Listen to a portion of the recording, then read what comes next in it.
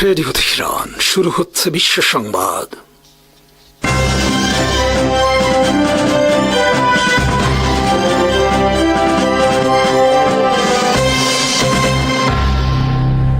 শুরুতেই সংবাদ শিরোনাম। বড় বড় কথা বললেও ভেনেজুয়েলার পাশে দাঁড়ায়নি চীন ও রাশিয়া। ট্রাম্পের স্টাইলে পুতিন তুলে নিতে পারেন জেলেনস্কিকে, শি জিনপিং তুলে নিতে পারেন তাইওয়ান প্রেসিডেন্টকে।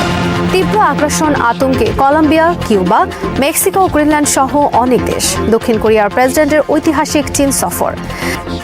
চীন ও রাশিয়া ভেনেজুয়েলার পক্ষে বড় বড় কথা বললেও দেশটিতে যুক্তরাষ্ট্রের আগ্রাসন মোকাবেলায় কোনো পদক্ষেপ নেয়নি মস্কো ও বেজিং। আদর্শিকভাবে ভেনেজুয়েলা চীন ও রাশিয়ানপন্থী হওয়া সত্ত্বেও কেন দেশ দুটি ভেনেজুয়েলার স্বাধীনতা, সার্বভৌমত্ব ভুলুণ্ঠিত হওয়ার মতো ঘটনায়ও পাশে দাঁড়ায়নি তা নিয়ে চলছে বিশ্ব কূটনৈতিক অঙ্গনে মিশ্র আলোচনা। ভেনেজুয়েলার প্রেসিডেন্ট নিকোলাস মাদুরো ছিলেন একজন বামপন্থী নেতা। তার পূর্বসূরি হুগো চ্যাভেজও ছিলেন বামপন্থী প্রেসিডেন্ট ও নেতা। হুগো চ্যাভেজ ও নিকোলাস মাদুরো মিলে ভেনেজুয়েলায় চালু করেছেন আধা সমাজতান্ত্রিক শাসন ব্যবস্থা। চরম যুক্তরাষ্ট্র বিরোধী ছিলেন এই দুই নেতা। যুক্তরাষ্ট্রের নাকের ডগায় অবস্থিত এই দেশটির সাবেক প্রেসিডেন্ট হুগো চ্যাভেজ যুক্তরাষ্ট্রের প্রেসিডেন্ট জর্জ বুশকে শয়তান আখ্যায়িত করেছিলেন। যুক্তরাষ্ট্রের প্রবল বিরোধী কিউবা, ইরান এবং লিবিয়ার প্রেসিডেন্ট গাদ্দাফি, ইরাকের প্রেসিডেন্ট সাদ্দাম হোসেনের সাথে ছিল তার মধুর সম্পর্ক। সর্বোপরি যুক্তরাষ্ট্র বিরোধী ও আধা সমাজতান্ত্রিক দেশ হওয়ায় চীন ও রাশিয়ার সাথেও ছিল ভেনেজুয়েলার ভালো সম্পর্ক। চীন ও রাশিয়ার সমর্থনের কারণে ভেনেজুয়েলার হুগো চ্যাভেজ ও নিকোলাস মাদুরো যুক্তরাষ্ট্রের বিরুদ্ধে প্রায় গরম হুমকি দিতেন এবং উত্তেজনাকর বক্তব্য দিতেন। আন্তর্জাতিক ক্ষেত্রে চীন ও রাশিয়ার সব পদক্ষেপের প্রতি চোখ বন্ধ করে সমর্থন দিত ভেনেজুয়েলা। যেমন রাশিয়ার ইউক্রেন আগ্রাসনের পক্ষে ছিল ভেনেজুয়েলা। চীন রাশিয়ার উদ্যোগে যুক্তরাষ্ট্রের আধিপত্য মোকাবেলায় ব্রিক্সকে কার্যকর করার পক্ষে শক্ত অবস্থান নিয়েছিল ভেনেজুয়েলা। প্রকাশ্যে যুক্তরাষ্ট্রের ডলার কেন্দ্রিক আধিপত্য খতমের কথা বলতেন নিকোলাস মাদুরো। ভেনেজুয়েলার বিরুদ্ধে যুক্তরাষ্ট্রের নিষেধাজ্ঞা ও হুমকির জবাবে মাঝে মধ্যে চীন ও রাশিয়াও ভেনেজুয়েলার পক্ষে কড়া বিবৃতি দিত। কিন্তু শেষ পর্যন্ত যখন ভেনেজুয়েলায় যুক্তরাষ্ট্র আগ্রাসন পরিচালনা করলো ও নিকোলাস মাদুরোকে ধরে নিয়ে গেল, তখন চীন ও রাশিয়া কেবলমাত্র বিবৃতি ছাড়া আর কোনো কিছুই করেনি দেশ দুটি। অথচ নিকোলাস মাদুরোকে ধরে নিয়ে যাওয়ার 7 ঘন্টা আগেও কারাকাসে চীনা রাষ্ট্রদূত সাক্ষাৎ করেছেন নিকোলাস মাদুরোর সাথে। ভেনেজুয়েলার পক্ষে চীন ও রাশিয়ার এই নীরব ভূমিকায় মিশ্র আলোচনা চলছে কূটনৈতিক অঙ্গনে। কোনো বিশ্লেষকের মতে প্রায় 4 বছর ধরে ইউক্রেনের বিরুদ্ধে যুদ্ধের কারণে রাশিয়ার পক্ষে সম্ভব নয় যুক্তরাষ্ট্রের বিরুদ্ধে গিয়ে সামরিকভাবে ভেনেজুয়েলার পক্ষে কোনো কিছু করা। অপরদিকে রাশিয়াও যুক্তরাষ্ট্রের মতো ইউক্রেনের প্রেসিডেন্টকে ধরে নিয়ে যেতে পারে। তখন যুক্তরাষ্ট্র রাশিয়ার বিরুদ্ধে কোনো শব্দ করতে পারবে না। এই সুযোগ নিতে পারবে রাশিয়া। সে কারণে নিকোলাস মাদুরোকে তুলে নিয়ে যাওয়া নিয়ে রাশিয়া তেমন কোনো উচ্চবাচ্য করছে না। অপরদিকে চীন ও ভেনেজুয়েলার জন্য যুক্তরাষ্ট্রের বিরুদ্ধে কোনো পদক্ষেপ নিতে চায় না, বরং তারাও সুযোগের অপেক্ষায় তাইওয়ান দখল করে নেবার। তারাও তুলে নিতে পারেন তাইওয়ানের প্রেসিডেন্ট লাই চিং-তেকে। চীন এ ধরনের পদক্ষেপ নিলে যুক্তরাষ্ট্র এখন এর বিরুদ্ধে কোনো পদক্ষেপ নিতে পারবে না বা চীনের সমালোচনাও করতে পারবে না। ফলে তাইওয়ানকে রক্ষার নামে যুক্তরাষ্ট্র গত কয়েক দশক ধরে এশিয়া প্রশান্ত মহাসাগর অঞ্চলে সামরিক ও কূটনৈতিক যত আয়োজন করেছে তা সব অকার্যকর হয়ে গেছে ভেনেজুয়েলায় আগ্রাসনের মাধ্যমে। তাইওয়ানকে রক্ষা ও চীনের উত্থান মোকাবেলায় যুক্তরাষ্ট্র, ভারত, জাপান, অস্ট্রেলিয়া, ফিলিপাইন, দক্ষিণ কোরিয়াকে সামনে রেখে দীর্ঘকাল ধরে বিরাট সমর প্রস্তুতি ও কূটনৈতিক কার্যক্রম চালিয়েছে। পশ্চিমা বিভিন্ন দেশকেও সাথে রেখেছে। প্রশান্ত মহাসাগর, দক্ষিণ চীন সাগর, তাইওয়ান প্রণালী ঘিরে বছরের পর বছর ধরে নিয়মিত সামরিক মহড়া ও নানা ধরনের মিশন পরিচালনা করেছে। এর পেছনে দেশটি ব্যয় করেছে বিলিয়ন বিলিয়ন ডলার। কিন্তু এই সব এখন অকার্যকর হয়ে গেল ভেনেজুয়েলায় আগ্রাসনের ফলে।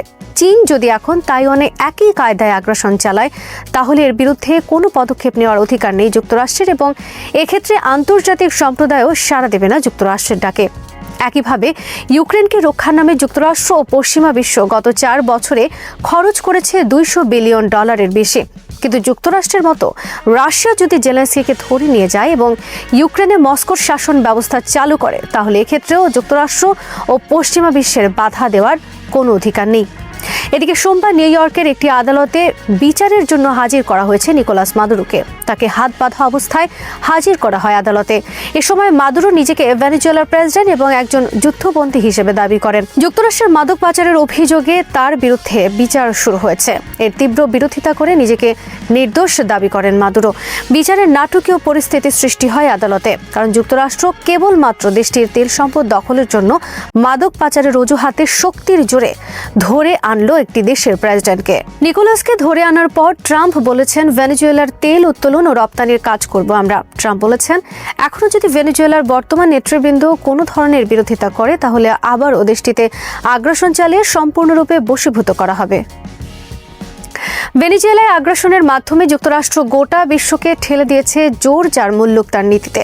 ভেনেজুয়েলায় আগ্রাসনের পর একই ধরনের পরিণতির তীব্র আতঙ্ক ছড়িয়ে পড়েছে কিউবা, কলম্বিয়া, মেক্সিকো, ইরান ও গ্রিনল্যান্ডে। ট্রাম্প বলেছেন, গ্রিনল্যান্ড ও মেক্সিকো আমাদের। এই দেশ দুটি আমাদের খুবই দরকার আমাদের নিরাপত্তার কারণে।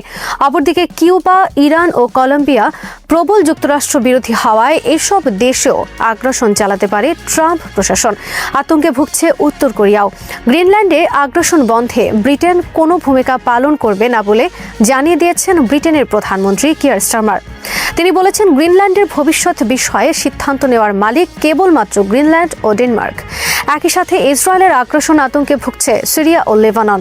সোমবার ইসরায়েল বিমান হামলা চালিয়েছে লেবাননে। ইসরায়েলের দাবি, হামাস ও হিজবুল্লাহর অবস্থান লক্ষ্য করে চালানো হয়েছে এই হামলা। কলম্বিয়ার প্রেসিডেন্ট গেস্তাপো পেট্রো সোমবার ট্রাম্পের তীব্র সমালোচনা করে বলেছেন, যুক্তরাষ্ট্রের আগ্রাসন মোকাবেলায় তিনি অস্ত্র হাতে জীবন দেবেন, কিন্তু তারপরও বশ্যতা স্বীকার করবেন না। গেস্টাপো পেট্রো নিকোলাস মাদুরোর মতো একজন বামপন্থী নেতা এবং প্রবল যুক্তরাষ্ট্র বিরোধী। ভেনেজুয়েলার মতো কলম্বিয়ার বিরুদ্ধেও ট্রাম্পের অভিযোগ যুক্তরাষ্ট্রে মাদক পাচারের। নিকোলাস মাদুরোকে ধরে নেওয়ার পর ট্রাম্প গেস্টাপো পেট্রোকে অশ্লীল গালি দিয়ে বলেন, একই পরিণতির জন্য অপেক্ষা করো। ট্রাম্প বলেন, কলম্বিয়া খুবই দুর্বল একটি দেশ। দেশটি একজন অসুস্থ ব্যক্তি পরিচালনা করছে। তারা আমাদের দেশে মাদক পাচার করছে, তবে বেশি দিন আমি তাদের আর এই সুযোগ দেব না। ইরানের প্রতিও একই ধরনের হুমকি দিয়েছেন ট্রাম্প। তিনি বলেছেন, ইরানকে আবার একটি মহান দেশে পরিণত করব আমরা। Make Iran great again. Lindsey গ্রাহামের মতো উগ্রপন্থী সিনেটররা ট্রাম্পকে ইরান আগ্রাসনের উস্কানি দিয়ে চলছেন ক্রমাগতভাবে। 2024 সালে ভেনেজুয়েলায় তথাকথিত শান্তিতে নোবেল পুরস্কার বিজয়ী মাচাদো সমর্থন জানিয়েছেন ভেনেজুয়েলায় যুক্তরাষ্ট্রের আগ্রাসনকে। তবে মাচাদোকে ক্ষমতায় বসাবেন না ডোনাল্ড ট্রাম্প। ট্রাম্প বলেছেন, মাচাদোকে পছন্দ করে না ভেনেজুয়েলার মানুষ। ভেনেজুয়েলায় বর্তমানে চলছে নৈরাজ্যকর সব ঘটনা। বিবিসির খবরে বলা হয়েছে, নিকোলাসের প্রাসাদে চলছে গোলাগুলি। অপরদিকে রোববার উত্তর কোরিয়া হাইপারসনিক মিসাইল পরীক্ষা চালিয়ে বার্তা দিয়েছে যুক্তরাষ্ট্রকে। হাইপারসনিক মিসাইল পরীক্ষার সময় উপস্থিত ছিলেন দেশটির নেতা কিম জং উন। দক্ষিণ কোরিয়ার প্রেসিডেন্ট লি জায় মিয়াং সোমবার বেইজিং সফর শুরু করেছেন। তার এই সফরকে ঐতিহাসিক হিসেবে আখ্যায়িত করা হয়েছে আন্তর্জাতিক গণমাধ্যমে, কারণ দক্ষিণ কোরিয়া হলো চীনের উত্থান মোকাবেলায় যুক্তরাষ্ট্রের একটি ঘনিষ্ঠ মিত্র। তাছাড়া চীনের মিত্র উত্তর কোরিয়ারও ঘোর শত্রু দক্ষিণ কোরিয়া। এই অবস্থায় দক্ষিণ কোরিয়ার প্রেসিডেন্টের চীন সফর এশিয়া প্যাসিফিক অঞ্চলের কূটনীতিতে একটি ভূমিকম্পের মতো ঘটনা হিসেবে দেখছেন অনেক বিশ্লেষক। দক্ষিণ কোরিয়ার প্রেসিডেন্ট লি জায় মিয়াং বলেছেন, তিনি চীনের সাথে বিরোধ মিটিয়ে দুই দেশের বাণিজ্যিক অর্থনৈতিক সম্পর্ক উন্নতি করতে চান। উভয় দেশের মধ্যে রয়েছে বিপুল বাণিজ্যিক সম্ভাবনা। তাছাড়া আঞ্চলিক শান্তি ও স্থিতিশীলতা রক্ষায় উভয় দেশের মধ্যে সুসম্পর্ক অপরিহার্য। চীন দক্ষিণ কোরিয়ার প্রেসিডেন্টের সফরকে খুবই আন্তরিকভাবে গ্রহণ করেছে। বেইজিংয়ের গ্রেট হলে দক্ষিণ কোরিয়ার প্রেসিডেন্টকে সংবর্ধনা দিয়েছেন চীনা প্রেসিডেন্ট শি জিনপিং। 1979 সালে ইরানের নতুন রাজনৈতিক ব্যবস্থার প্রতিষ্ঠার পর থেকেই দেশটির শাসক গোষ্ঠী যে লক্ষ্যটিকে সর্বোচ্চ গুরুত্ব দিয়েছে তা হল স্বাধীনতা, বিশেষ করে রাজনৈতিক, সামরিক ও প্রযুক্তিগত স্বাধীনতা। এই স্বাধীনতার ধারণা কেবল প্রতীকী ছিল না, বরং তা ইরানের রাষ্ট্রীয় দর্শনের কেন্দ্রে পরিণত হয়। পরবর্তী 4 দশকে ইরানকে যে বাস্তবতার মধ্য দিয়ে যেতে হয়েছে, দুটি বড় যুদ্ধ, অসংখ্য সন্ত্রাসী হামলা এবং সবচেয়ে মারাত্মকভাবে পশ্চিমা নিষেধাজ্ঞা, সেগুলো এই লক্ষ্য অর্জনকে যেমন কঠিন করে তুলেছিল, তেমনি এই অর্থে বাধ্যও করেছিল। কারণ বিকল্প পথ প্রায় বন্ধ হয়ে যাওয়ায় ইরানকে নিজের ওপরে নির্ভর করতে হয়েছে। 2026 সালের দ্বারপ্রান্তে দাঁড়িয়ে দেখা যায় যে স্বাধীনতার স্বপ্ন একসময় কেবল আদর্শিক উচ্চারণ ছিল, তা আজ বাস্তব রূপ পেয়েছে বহু খাতে। এর মধ্যে সামরিক শক্তি সবচেয়ে দৃশ্যমান হলেও মহাকাশ কর্মসূচি হয়ে উঠেছে ইরানের প্রযুক্তিগত সক্ষমতার এক অনন্য প্রতীক।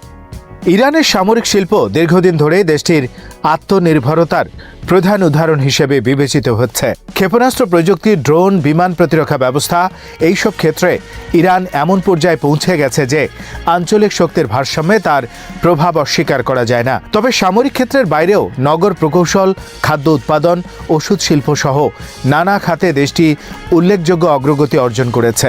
একই সঙ্গে কিছু উচ্চ প্রযুক্তি শিল্পে যেমন অটোমোবাইল খাতে ইরানের সীমাবদ্ধতাও স্পষ্ট। বিপুল অর্থ বিনিয়োগ করেও সে খাতে কাঙ্ক্ষিত মান ও প্রতিযোগিতা তৈরি করা সম্ভব হয়নি। এই প্রেক্ষাপটে মহাকাশ শিল্পের সাফল্য আরও তাৎপর্যপূর্ণ হয়ে ওঠে, কারণ এটি এমন এক ক্ষেত্র যেখানে প্রযুক্তিগত জটিলতা, অর্থনৈতিক ব্যয় এবং আন্তর্জাতিক রাজনৈতিক চাপ একসঙ্গে কাজ করে।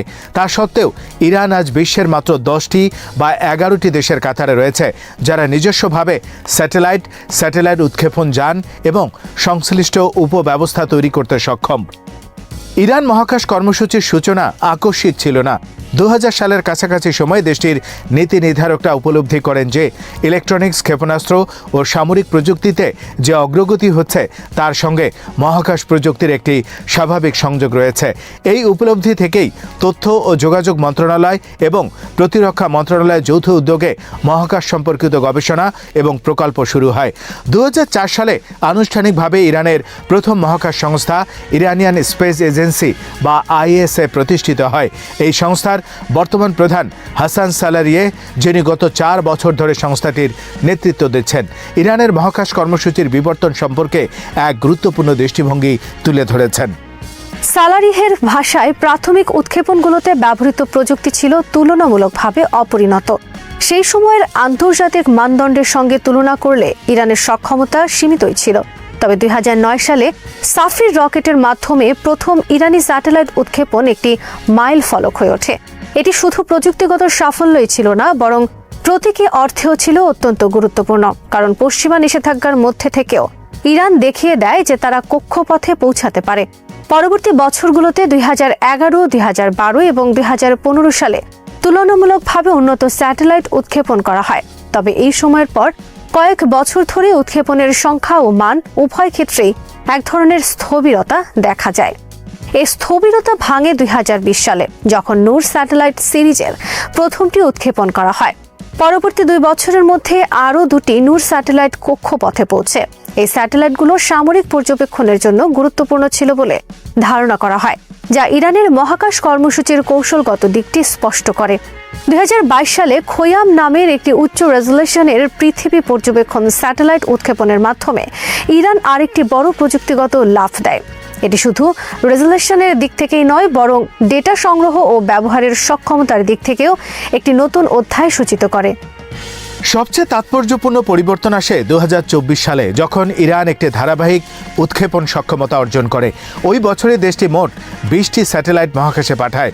এটি ইঙ্গিত দেয় যে ইরানের মহাকাশ কর্মসূচি আর বিচ্ছিন্ন সাফল্যের উপর নির্ভরশীল নয়, বরং একটি প্রাতিষ্ঠানিক ও নিয়মিত ব্যবস্থায় রূপ নিয়েছে। স্যাটেলাইট উৎক্ষেপণ যান বা লঞ্চ ভেহিকলের ক্ষেত্রেও ইরান উল্লেখযোগ্য অগ্রগতি করেছে। সাফিরের পর সিমরগ, কাসেদ এবং জুলজানা এই 3টি রকেট নকশা ও ব্যবহার করা হয়েছে। এর পাশাপাশি বিভিন্ন উপব্যবস্থার পরীক্ষাও চালানো হয়েছে, যার মধ্যে একটির উদাহরণ হল নাহিদ 2 টেলিযোগাযোগ স্যাটেলাইটের উৎক্ষেপণ।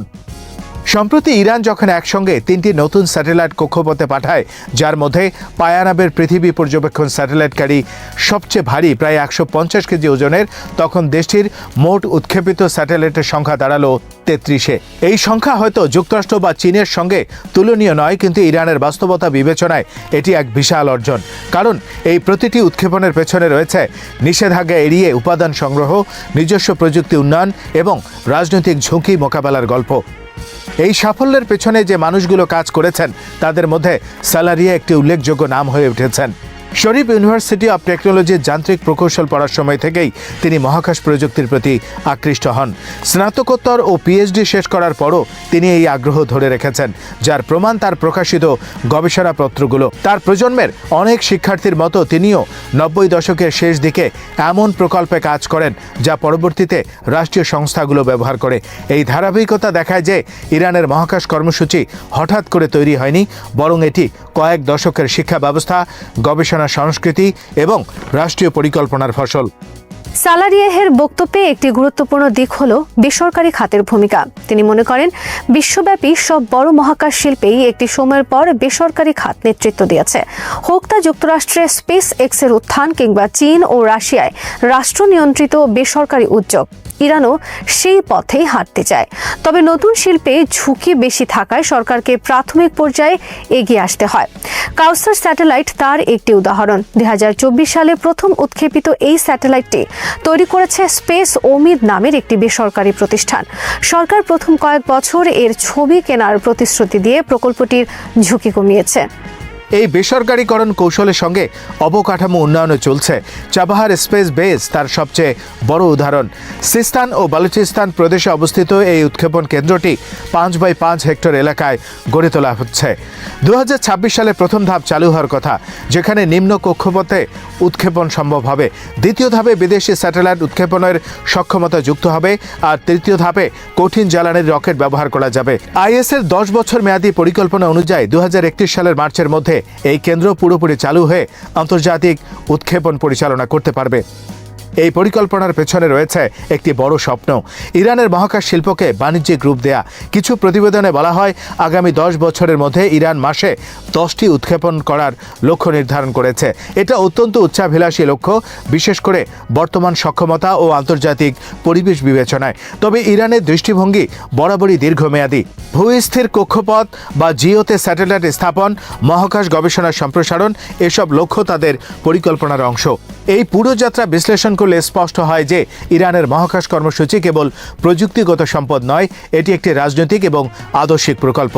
নিষেধাজ্ঞার মধ্যেও কক্ষপথে পৌঁছানো মানে হলো আন্তর্জাতিক ব্যবস্থাকে চ্যালেঞ্জ করা। একই সঙ্গে এটি দেশের ভেতরে একটি মনস্তাত্ত্বিক প্রভাব ফেলে। এটি বার্তা দেয় যে সীমাবদ্ধতার মধ্যেও অর্জন সম্ভব।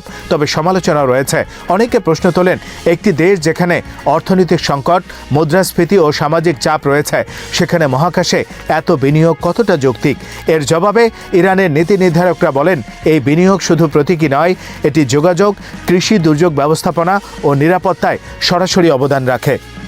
ভবিষ্যতের দিকে তাকালে ইরানের মহাকাশ কর্মসূচির সামনে চ্যালেঞ্জ কম নয়। প্রযুক্তিগত জটিলতা বাড়বে, আন্তর্জাতিক চাপ অব্যাহত থাকবে এবং বাণিজ্যিক সাফল্য নিশ্চিত করা কঠিন হবে। তবুও গত 2 দশকের অভিজ্ঞতা দেখায় ইরান ধীরে হলেও ধারাবাহিকভাবে এগিয়ে যেতে জানে। তাই ইরানের কক্ষপথে যাত্রা কেবল রকেট ও স্যাটেলাইটের গল্প নয়, এটি একটি জাতির আত্মনির্ভরতার সংগ্রাম, সীমাবদ্ধতার মধ্যে পথ খোঁজার ইতিহাস এবং ভবিষ্যৎকে নিজের শর্তে গড়ার এক দীর্ঘ জটিল প্রক্রিয়ার প্রতিচ্ছবি। বিশ্ব রাজনীতিতে শক্তির দম্ভ নতুন কিছু নয়, কিন্তু ইতিহাস বারবার দেখিয়েছে যখন শক্তি অহমিকায় রূপ নেয় তখন সেটি নিজের পতনের বীজ বপন করে। সাম্প্রতিক সময়ে ভেনেজুয়েলায় মার্কিন সামরিক হামলা এবং প্রেসিডেন্ট নিকোলাস মাদুরোকে আটক করার দাবি আন্তর্জাতিক অঙ্গনে আবারও প্রশ্ন তুলেছে, যুক্তরাষ্ট্র কি পুরনো রেজিম চেঞ্জ নীতির পথে ফিরছে কিনা? এবং এর চেয়েও উদ্বেগজনক প্রশ্ন হলো, ওয়াশিংটন কি একই ছক ইরানের উপর প্রয়োগ করতে চাইছে? ডোনাল্ড ট্রাম্পের বক্তব্য, ইসরায়েলের প্রধানমন্ত্রী বেনিয়ামিন নেতানিয়াহুর দীর্ঘদিনের যুদ্ধোন্মাদ অবস্থান এবং মধ্যপ্রাচ্যে ক্রমবর্ধমান উত্তেজনা এই আশঙ্কাকে আরও ঘনীভূত করেছে। অথচ একটি মৌলিক সত্য বারবার উপেক্ষিত হচ্ছে, ইরান ভেনেজুয়েলা নয়। ইতিহাস, ভূগোল, রাষ্ট্রীয় কাঠামো ও সমাজের দিক থেকে এই দুই দেশের বাস্তবতা একে অপরের সম্পূর্ণ বিপরীত। ভেনেজুয়েলায় মার্কিন সামরিক অভিযানের ঘটনা, সত্য হোক বা রাজনৈতিক দাবি, একটি স্পষ্ট বার্তা দিয়েছে যে যুক্তরাষ্ট্র এখনও তার প্রভাব বলয়ে সামরিক শক্তিকে চূড়ান্ত হাতিয়ার হিসেবে দেখে। কারণ ল্যাটিন আমেরিকা ঐতিহাসিকভাবেই ওয়াশিংটনের কাছে তুলনামূলক সহজ ক্ষেত্র। ভৌগোলিক নৈকট্যতা, দীর্ঘদিনের হস্তক্ষেপের নজির, রাজনৈতিক বিভাজন ও অর্থনৈতিক সংকট এই অঞ্চলকে চাপ প্রয়োগের জন্য দুর্বল করে রেখেছে। ফলে ট্রাম্প প্রশাসন হয়তো ভাবছে, ক্যারিবীয় অঞ্চলে যদি শক্তি প্রয়োগ সম্ভব হয় তবে মধ্যপ্রাচ্যেও একই কৌশল কাজে লাগানো যাবে। কিন্তু এখানেই রয়েছে মারাত্মক ভুল। কারণ ভেনেজুয়েলার রাষ্ট্রীয় কাঠামো বহু বছর ধরে অবরোধ, অভ্যন্তরীণ দ্বন্দ্ব ও সামাজিক সংকটে নড়েবড়ে হয়ে পড়লেও ইরান 4 দশকেরও বেশি সময় ধরে নিষেধাজ্ঞা, গুপ্তযুদ্ধ, সন্ত্রাসী হামলা ও কূটনৈতিক চাপের মধ্যেও একটি কার্যকর রাষ্ট্র ব্যবস্থা হিসেবে টিকিয়ে রেখেছে। এই দুই বাস্তবতাকে এক করে দেখা মানে ইতিহাস অস্বীকার করা। ট্রাম্পের রাজনৈতিক কৌশলের অন্যতম বৈশিষ্ট্য হল উচ্চস্বরে হুমকি, সামাজিক যোগাযোগ মাধ্যমে শক্তি প্রদর্শন এবং অপ্রত্যাশিত সিদ্ধান্ত। ভেনেজুয়েলা ইস্যুর আগেই তিনি ইরানের বিরুদ্ধে কঠোর ভাষা ব্যবহার করেছেন। অর্থনৈতিক সংকটজনিত বিক্ষোভকে কেন্দ্র করে সামরিক হস্তক্ষেপের হুমকি দিয়েছেন। পরমাণু কর্মসূচি পুনর্গঠন বা ক্ষেপণাস্ত্র সক্ষমতা বাড়ালে হামলার ইঙ্গিত দিয়েছেন। ফ্লোরিডায় ইসরায়েলি প্রধানমন্ত্রী নেতানিয়াহুর সঙ্গে বৈঠকে এই হুমকি আরও স্পষ্ট হয়েছে। আর নেতানিয়াহু তো বহু দশক ধরেই ইরানের তথাকথিত পারমাণবিক হুমকি নিয়ে সতর্কবার্তা দিয়ে আসছেন। 90-এর দশক থেকে আজ পর্যন্ত একই দাবি, ইরান আর 1 বা 2 বছর ধরে, যা কখনোই বাস্তবে প্রমাণিত হয়নি। তবুও এই বয়ান ইসরায়েলের অভ্যন্তরীণ রাজনীতিতে কার্যকর এবং ওয়াশিংটনের কিছু মহলে সমর্থন পায়। ফলে ট্রাম্পের সঙ্গে এই অবস্থানের মিলন একটি বিপজ্জনক সমীকরণ তৈরি করেছে, যেখানে রাজনৈতিক লাভের জন্য যুদ্ধের আগুন জ্বালানো হয়। ইরানের বিরুদ্ধে সাম্প্রতিক সামরিক অভিযানের কথিত বর্ণনায় একটি বিষয় পরিষ্কার, যে লক্ষ্য নিয়ে এই হামলা চালানো হয়েছিল তা পূরণ হয়নি। ইসরায়েলি বিমান হামলা ও মার্কিন সমর্থনে পারমাণবিক স্থাপনায় আঘাতের পর পশ্চিমা ব্রিফিংগুলোই স্বীকার করেছে যে ইরানের কর্মসূচি বড়জোর কয়েক মাস পিছিয়েছে। এমনকি ইসরায়েলি বিশ্লেষকরাও এই অভিযানের সমন্বয়হীনতা ও কৌশলগত বিভ্রান্তির কথা বলেছেন। বিপরীতে ইরানের প্রতিক্রিয়া ছিল দৃঢ় ও সংগঠিত। তাদের ক্ষেপণাস্ত্র ব্যবস্থা ইসরায়েলের বহু স্তর বিশিষ্ট প্রতিরক্ষা ব্যবস্থাকে চ্যালেঞ্জ করেছে, কৌশলগত স্থাপনায় আঘাত এনেছে, অর্থনৈতিক ও মানসিক চাপ সৃষ্টি করেছে এবং সব মিলিয়ে ইসরায়েল দ্রুত যুদ্ধবিরতির পথে হাঁটতে বাধ্য হয়েছে। যুক্তরাষ্ট্র ও কাতারের মধ্যস্থতায় যে যুদ্ধবিরতি হয়েছে তা মূলত একটি কৌশলগত পশ্চাদপসরণ, যাকে শান্তি বলা হলেও বাস্তবে একটি শক্তি প্রয়োগের সীমাবদ্ধতার স্বীকৃতি। পশ্চিমা অনেক বিশ্লেষক আশা করেছিলেন বাইরের হামলা ইরানের ভেতরে সরকার বিরোধী আন্দোলন উস্কে দেবে, কিন্তু বাস্তবে ঘটেছে উল্টো। ইতিহাসে বহুবার দেখা গেছে বিদেশি হুমকি ইরানি সমাজে জাতীয়তাবাদী সংহতি বাড়ায়। সাম্প্রতিক সংঘাতে নিহতদের শোক ক্ষোভে রূপ নিয়েছে এবং সেই ক্ষোভ পরিণত হয়েছে ঐক্যে। রাজনৈতিক মতভেদ থাকা সত্ত্বেও রাষ্ট্রীয় সার্বভৌমত্বের প্রশ্নে সাধারণ মানুষ সরকারের পাশে দাঁড়িয়েছে, কারণ ইরানের রাজনৈতিক সংস্কৃতিতে বিদেশি হস্তক্ষেপের স্মৃতি গভীর বেদনাদায়ক। 1953 সালের অভ্যুত্থান থেকে শুরু করে ইরান ইরাক যুদ্ধ পর্যন্ত অভিজ্ঞতা একটি শিক্ষা দিয়েছে, বাইরের শক্তির বিরুদ্ধে টিকে থাকতে হলে অভ্যন্তরীণ বিভাজন কমাতে হয়। ফলে চাপ দিলে ভেঙে পড়বে, এই ধারণা ইরানের ক্ষেত্রে বারবার ভুল প্রমাণিত হয়েছে। ইরানের বিরুদ্ধে সামরিক পদক্ষেপ কেবল দ্বিপাক্ষিক বিষয় নয়, এর বৈশ্বিক প্রতিক্রিয়াও গভীর। আরব ও মুসলিম বিশ্বে ইসরায়েলের হামলা ব্যাপক নিন্দা করিয়েছে। বহু দেশ এটিকে আন্তর্জাতিক আইনের লঙ্ঘন হিসেবে দেখেছে। একই সঙ্গে গ্লোবাল সাউথের বহু রাষ্ট্র এই ঘটনাকে নব্য সাম্রাজ্যবাদী শক্তি প্রদর্শনের উদাহরণ হিসেবে চিহ্নিত করেছে। ফলে ইরানকে একঘরে করার প্রচেষ্টা উল্টো আন্তর্জাতিক সহানুভূতিকে তাদের দিকে ঠেলে দিয়েছে। রাশিয়া ও চীন সহ বিভিন্ন শক্তি এই সংকটকে পশ্চিমা আধিপত্যের সীমাবদ্ধতার প্রমাণ হিসেবে তুলে ধরেছে। কূটনৈতিকভাবে এটি ছিল একটি বুমেরাং, যা ছোড়া হয়েছিল ইরানকে লক্ষ্য করে, ফিরে এসে আঘাত করেছে ওয়াশিংটন ও তেল আবিবের বিশ্বাসযোগ্যতায়। ইরানের স্থিতিস্থাপকতা বোঝার জন্য সবচেয়ে গুরুত্বপূর্ণ অধ্যায় হল 1980 থেকে 1988 সালের ইরান ইরাক যুদ্ধ, যেখানে 8 বছর ধরে চলা সংঘাতে ইরান কার্যত একা ছিল। পশ্চিমা শক্তি ও আঞ্চলিক রাষ্ট্রগুলো কোনো না কোনোভাবে ইরাককে সমর্থন দিয়েছিল। রাসায়নিক অস্ত্রের ব্যবহার, অবিরাম ক্ষেপণাস্ত্র হামলা ও অর্থনৈতিক অবরোধ সত্ত্বেও ইরান ভাঙেনি, বরং এই যুদ্ধ ইরানি জাতিসত্তার ভিত্তি গড়ে দিয়েছে, রাষ্ট্র ও সমাজের সম্পর্কে নতুন মাত্রা দিয়েছে এবং প্রতিরোধকে কেবল সামরিক কৌশলে নয় বরং সাংস্কৃতিক ও রাজনৈতিক ধারণায় পরিণত করেছে। আজকের ইরান সেই অভিজ্ঞতার উত্তরাধিকার বহন করছে। ভৌগোলিক দিক থেকেও ইরান যে কোনো আক্রমণকারীর জন্য দুঃস্বপ্ন। পাহাড়, মরুভূমি ও বিস্তীর্ণ নগর নিয়ে গঠিত এই দেশ দ্রুত বিজয়ের কল্পনাকে অসম্ভব করে তোলে। প্রতিটি শহর সম্ভাব্য প্রতিরোধ কেন্দ্র এবং প্রতিটি পর্বত একটি দুর্গে পরিণত হতে পারে। সামরিক সক্ষমতার দিক থেকেও ইরান আর 90 দশকের মতো দেশ নয়। তাদের ক্ষেপণাস্ত্র শক্তি, আঞ্চলিক মিত্রগোষ্ঠী এবং অসম যুদ্ধের কৌশল একটি বহুমাত্রিক প্রতিরোধ কাঠামো তৈরি করেছে। ফলে সরাসরি যুদ্ধ যুদ্ধ মানে কেবল ইরানের সঙ্গে সংঘাত নয়, বরং পুরো অঞ্চলে আগুন ছড়িয়ে পড়ার ঝুঁকি। নেতানিয়াহু ও ট্রাম্পের মধ্যে একটি মিল রয়েছে। দুজনই অভ্যন্তরীণ রাজনৈতিক সংকটে শক্ত অবস্থান দেখাতে আগ্রহী এবং যুদ্ধের হুমকি অনেক সময় ভোট ব্যাংক সংহত করার হাতিয়ার হিসেবে ব্যবহার হয়।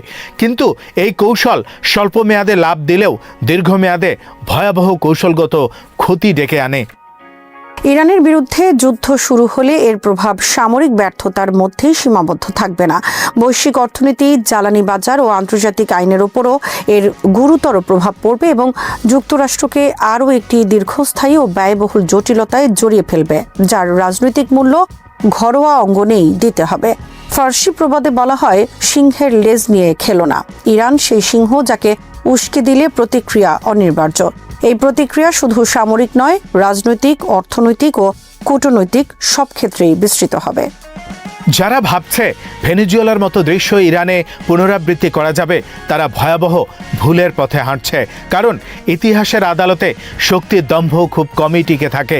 ইরান কোনো বিচ্ছিন্ন রাষ্ট্র নয়, কোনো ভঙ্গুর সমাজও নয়। এটি একটি সভ্যতা রাষ্ট্র, যার শিকড় গভীরে প্রথিত। 4 দশকের চাপে তাকে ভাঙেনি, বরং আরও কঠিন করেছে। ট্রাম্প ও নেতানিয়াহু যদি নতুন সংঘাতের স্বপ্ন দেখেন, তবে বুঝতে হবে এটি শক্তির প্রদর্শন নয়, বরং আত্মঘাতী ঝুঁকি। ইরানের ঐক্য একটি পাথরের দেয়াল, যে হাত তা ভাঙতে যাবে সেই হাতই ভেঙে যাবে।